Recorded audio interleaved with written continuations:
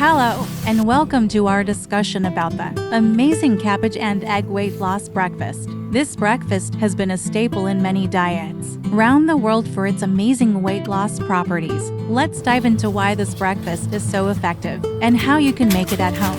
First, the combination of cabbage and egg is a great source of protein and healthy fats. Eggs are rich in protein and healthy fats, which are essential for building and repairing muscles. On the other hand, cabbage is a great source of fiber, vitamins, and minerals. Together, these two foods can help you feel fuller for longer, reduce your appetite, and improve your digestion, making it easier to lose weight. In addition to its nutritional benefits, cabbage and egg weight loss breakfast is also easy to make and affordable. All you need is eggs, some boiled or raw cabbage, and some salt and pepper for seasoning.